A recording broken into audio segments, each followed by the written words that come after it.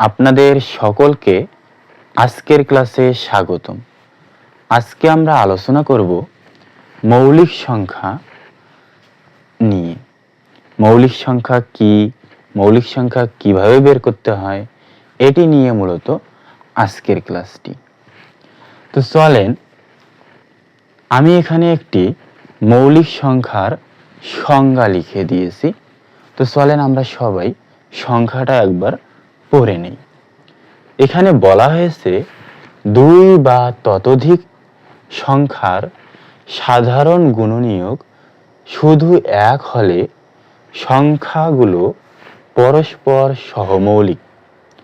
এখন এখানে আমাদের মেইন একটা পয়েন্ট এসে দাঁড়ায় যে সাধারণ গুণনীয়ক এই জিনিসটা কি। সাধারণ গুণনীয়ক এই জিনিসটা মূলত কি, এটা আমাদেরকে আগে সর্বপ্রথম জানতে হবে। আগে আমাদের, এখন আপনারা আমাকে একটু বলেন সাধারণ, এই সাধারণের ইংলিশটা কি? সাধারণ, এই সাধারণের ইংলিশটা কি? সাধারণের ইংলিশটা অবশ্যই কমন। কমন মানে কি? কমনের বাংলা কি? কমনের বাংলা হলো সাধারণ।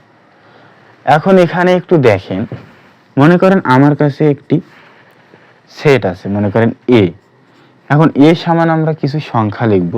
দেখেন এ সমান আমি মনে করেন কিছু সংখ্যা লিখলাম 1 2 3 4, এবং এখানে আমি আরেকটি নিলাম বি। বি সমান আমি কিছু সংখ্যা লিখলাম, মনে করেন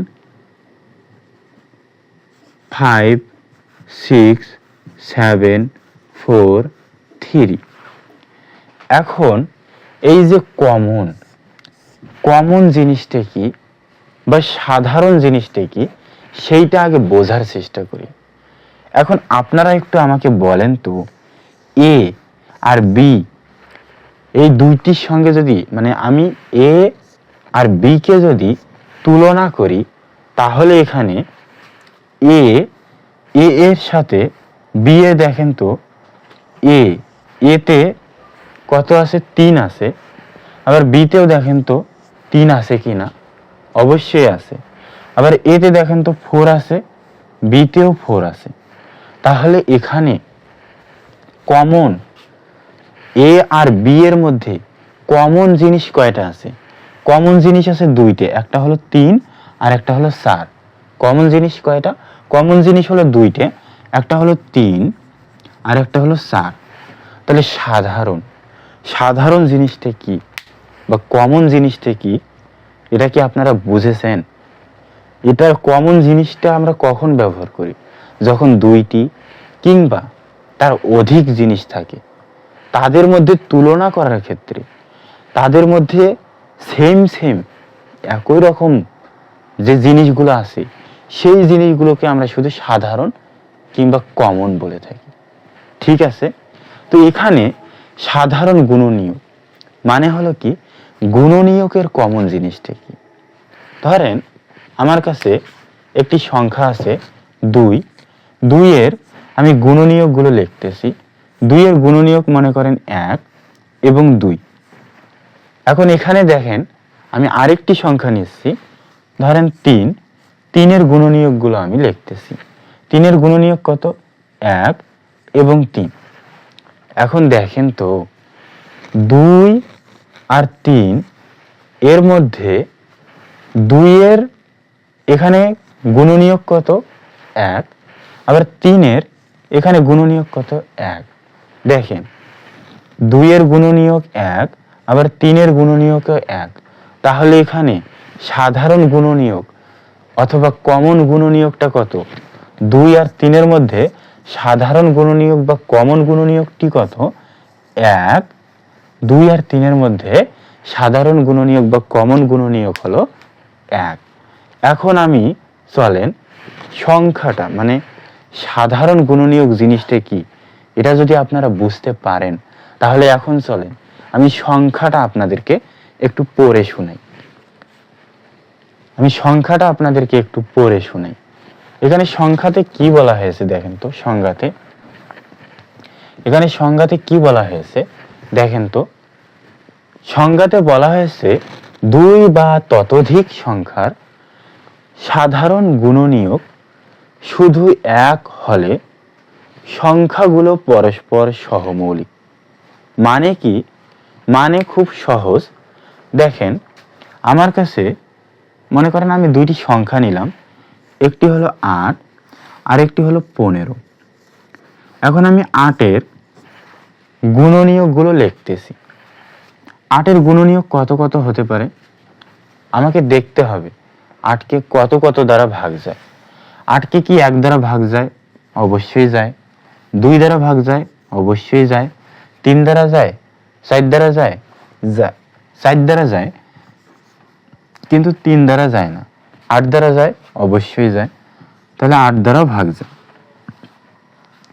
আমি 8-এর গুণনীয়ক কয়টি পেলাম? 1, 2, 3, 4। কয়টি গুণনীয়ক পেয়েছি? 4টি। এখন দেখেন 15-এর গুণনীয়ক। আমি 15-এর গুণনীয়কগুলো বের করি। 15-এর গুণনীয়ক, 15কে আমার 15 গুণনীয়ক মানে কি আমাকে দেখতে হবে 15কে কত কত দ্বারা ভাগ যায়। 15কে কত দ্বারা ভাগ যায়? দেখেন তো, 15কে 1 দ্বারা ভাগ যায়? অবশ্যই যায়। 2 দ্বারা যায়? না। 3 দ্বারা যায়? যায়। 5 দ্বারা যায়? দেখেন 4 দ্বারা ভাগ যায়? যায় না। 5 দ্বারা যায়? যায়। আর কত দ্বারা ভাগ যায়? আর কিছু দ্বারা ভাগ যায় না, শুধু 15 দ্বারা ভাগ যায়। তাহলে আমি 15-এর গুণনীয়ক কয়টা পেলাম? 1, 2, 3, 4। 15-এর গুণনীয়কে আমি 4টে পেয়েছি। আবার 8-এর গুণনীয়কে আমি 4টি পেয়েছি। তো এখানে দেখেন 8 আর 15 এই দুটি সংখ্যার মধ্যে যখন আমি তুলনা করতে যাব, তখন দেখেন তো 8 আর 15 এই দুইটি সংখ্যার মধ্যে কমন সংখ্যা কোনটি? কমন সংখ্যা কোনটি? কমন সংখ্যা মানে হলো সাধারণ সংখ্যা কোনটি? দেখেন 8-এর মধ্যেও 1 রয়েছে, 15-এর মধ্যেও 1 রয়েছে।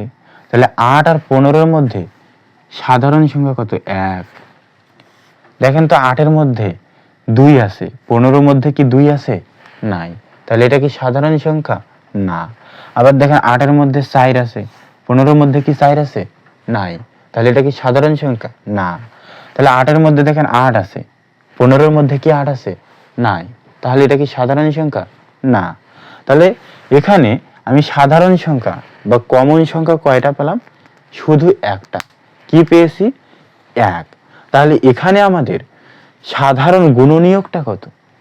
দেখেন তো, আমি তো এই যে এগুলো লিখলাম, এই যে 1, এখানে 1 লিখছি।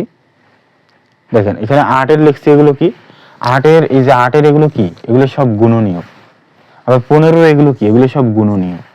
তাহলে এখানে গুণনীয়কের মধ্যে সাধারণ গুণনীয়ক আমি কত পেয়েছি? 1 পেয়েছি। 1 ছাড়া কি অন্য কিছু পেয়েছি? পাইনি। যেহেতু 1 সাধারণ গুণনীয়ক পেয়েছি, আমাদের সংখ্যাতে দেখেন বলা হয়েছে যে দুইটি সংখ্যার সাধারণ গুণনীয়ক যদি 1 হয়, তাহলে ওই সংখ্যা দুইটিকে আমরা পরস্পরে কি বলবো? সহমৌলিক বলবো। তাহলে এই সংখ্যা দুটি কি পরস্পরের সহমৌলিক? অবশ্যই। কেন? কারণ এদের সাধারণ যে গুণনীয়কটা ছিল সেই গুণনীয়কটা ছিল 1, যার কারণে 8 এবং 15 এই সংখ্যা দুটি পরস্পরের সহমৌলিক। তো আজকের ক্লাসটি এই পর্যন্তই। আজকের ক্লাসটি কেমন লেগেছে অবশ্যই জানাতে ভুলবেন না।